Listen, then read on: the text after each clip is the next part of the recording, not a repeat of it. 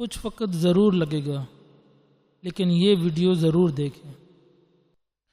اب بھی ہم انتظار کرتے ہیں، آ جاؤ۔ کون کہتا ہے اللہ تعالیٰ نہیں سنتا؟ وہ تو بیٹھا ہی سننے کے لیے ہے۔ نہ کوئی ویکینڈ، نہ کوئی لنچ بریک، اسے اونگ نہیں آتی۔ یہ ایک مضطرب کی بےتابی ہے۔ دنیا میں کوئی کسی کا اتنا انتظار نہیں کرتا جتنا اللہ پاک اپنے بندے کا کرتا ہے۔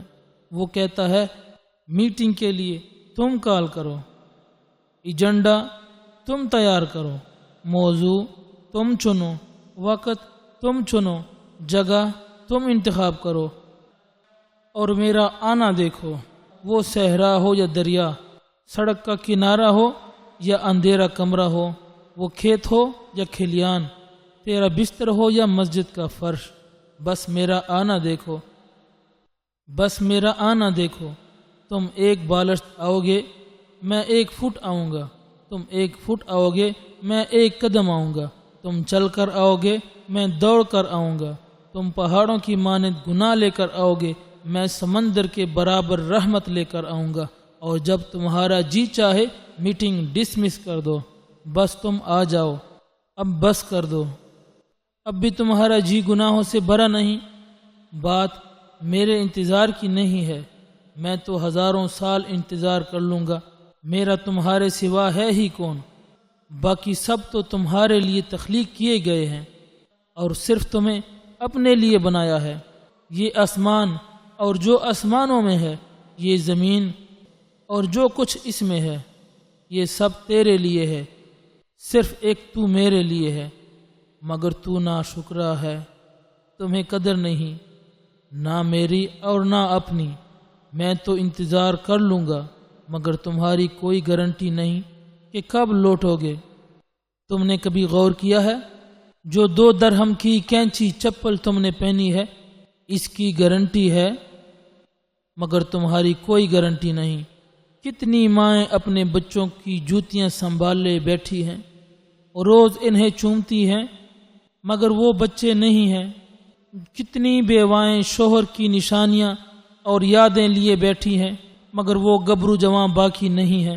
بس کرو اور میرا خط پڑھو، وہی خط جس کے لیے میں نے آسمانوں کی اربوں کھربوں مخلوق میں سے ایک آمین چنا، پھر اس میں اس پیغام کی تحمل کی صلاحیت پیدا کی، پھر زمین میں سے بہترین انسان کا انتخاب کیا، جس میں اس پیغام کے نزول کی ساری سختی اور بوجھ اپنی جان پر برداشت کر کے اسے تمہارے لیے پڑھنا آسان کر دیا، مگر تم نے پھر بھی نہیں پڑھا۔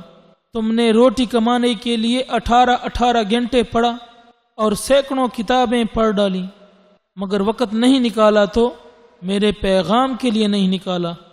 کبھی ٹائم نکال کر اسے دیکھ، اس میں تیرے لیے کیا کچھ ہے، جو میرا انسانیت سے آخری خطاب ہے۔ میں نے اس میں دل کھول کر تجھ سے باتیں کی ہیں، کئی راز تیرے اس میں ڈسکس کیے ہیں، مگر تو خیر جب میرے پاس آئے گا تو میں تجھ سے پوچھوں گا کہ میرا خط ملا تھا؟ تو کہے گا جی ملا تھا۔ میں پوچھوں گا پڑھا تھا؟ کیا جواب دے گا؟ جس سے تجھے محبت ہوتی ہے اس کا خط تو رستے میں ہی کھول دیتا ہے، گھر پہنچنے کا بھی انتظار نہیں کرتا، رستے میں ایک طرف ہو کے پڑھتا ہے، اور پھر اس کا جواب سوچنا شروع کر دیتا ہے۔ پھر میرے ساتھ یہ جفا کیوں؟ اچھا تمہارے خیال میں مجھے تم کو سزا دے کر خوشی ہوتی ہے؟ کبھی کسی ماں سے پوچھنا، جب وہ بچے کی غلطی پر سزا دیتی ہے تو ہر چوٹ جو وہ بچے کو دیتی ہے اس کا درد اپنے کلیجے میں محسوس کرتی ہے، اور جس دن بچے کو کھانا نہیں دیتی اس دن خود بھی نہیں کھا سکتی۔ میں جو 70 ماؤں سے زیادہ پیار کرتا ہوں، میں کیا محسوس کرتا ہوں گا؟ میں نے یہ بات بھی خط میں لکھی ہے، وَلَا يَرْضَى لِعِبَادِ الْكُفْرَ، میں تمہاری ناشکریوں پر خوش نہیں ہوتا، اور اگر شکر کرو تو مجھے خوشی ہوتی ہے۔ میں نے تمہیں محبت اسی لیے سکھائی تھی کہ تمہیں محب اور محبوب کے رشتے کی باریکیوں سے آگاہی ہو، مگر تم انہی محبتوں میں ہی کھو گئے۔ تم شہد کی مکھی بننے کی بجائے گندگی کی مکھی بن گئے جو شہد میں کھپ کر مر جاتی ہے، جبکہ شہد کی مکھی شہد پیدا بھی کرتی ہے، شہد کھاتی بھی ہے، مگر کبھی اس میں کھپ کر نہیں مرتی۔ تو بات عذاب کی چل رہی تھی۔ تمہیں پتہ ہے تمہاری نافرمانیوں پر میری تابعدار دیگر مخلوق کیا کہتی ہے؟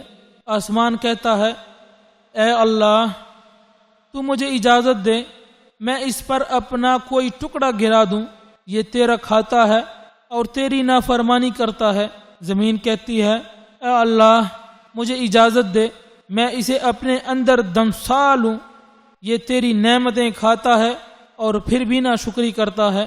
پہاڑ کہتے ہیں کہ اے اللہ ہمیں اجازت دے کہ ہم اسے پیس ڈالیں کہ یہ تیری نعمتیں کھاتا ہے اور تجھ سے ہی تکبر کرتا ہے۔ سمندر کہتے ہیں کہ اے اللہ اجازت دے کہ میں اسے غرق کر دوں کہ یہ تیری نعمتیں کھاتا ہے اور تیرے خلاف بغاوت کرتا ہے۔ مگر میں سب کو ایک ہی بات کہتا ہوں، تم مجھے اور میرے بندے کو چھوڑ کیوں نہیں دیتے؟ اگر تم نے اسے پیدا کیا ہوتا تو تمہیں اس پر ضرور ترس آتا، مگر وہ توبہ کر لے گا تو میں اس کا حبیب ہوں گا، اور اگر نہیں پلٹتا تو میں ہی اس کا طبیب ہوں۔ مجھے اس سے بھی کوئی سروکار نہیں کہ وہ مجھ سے مانگے، کیونکہ میں تیری ضرورتیں بن مانگے ہی پوری کرتا ہوں، مگر مجھے اس سے بہت ہی چڑ ہے کہ تو کسی اور سے مانگے جو 6 فٹ زمین کے اندر بے بس و بے کس پڑا ہے۔ وہ تمہیں نظر آتا ہے جو شارک سے زیادہ قریب ہے، وہ تمہیں نظر آتا ہے؟ کیسے نظر آئے گا؟ وہ تو دل کی آنکھ سے نظر آتا ہے، اور دل کی آنکھ محبت کی ہوتی ہے، اور محبت تمہیں غیروں سے ہے۔ بدترین اندھا پن دل کا اندھا پن ہے۔ آنکھیں اندھی نہیں دل اندھے ہیں جو اپنا حقیقی محبوب نہیں پہچانتے۔ فَإِنَّهَا لَا تَعْمَى الْأَبْصَارُ وَلَكِنْ تَعْمَى الْقُلُوبُ الَّتِي فِي الصُّدُورِ۔ یہ جو تیرا گمان ہے نا کہ کوئی مجھے مجبور کر کے تجھے کچھ دینے پر آمادہ کر دیتا ہے، یہ تیری خام خیالی ہے، یہ تیرا سراب ہے جس میں تو مجھ سے دور ہو گیا ہے۔ میں جو نہ دینا چاہوں وہ کوئی مجھے دینے پر مجبور نہیں کر سکتا، اور جو دینے کا فیصلہ کر لوں وہ کوئی روک نہیں سکتا، اور نہ کسی کا حسب و نسب یا عبادتیں میرے اوپر اثر انداز ہوتی ہیں، اور نہ ہی کوئی میرے اوپر احسان چڑھا سکتا ہے۔ احسان چڑھانا تو دور کی بات، کوئی میرا حق ادا نہیں کر سکتا۔ اور جب سے انسان نے بولنا سیکھا ہے کوئی میرے شایان شان میری تعریف نہیں کر سکتا، اپنی تعریف میں خود ہی کر سکتا ہوں، کیونکہ میں ہی اپنے آپ سے آگاہ ہوں۔ اب بھی آ جاؤ، کچھ نہیں بگڑا، اور استغفار کرو اور پڑھو استغفر اللہ استغفر اللہ استغفر اللہ۔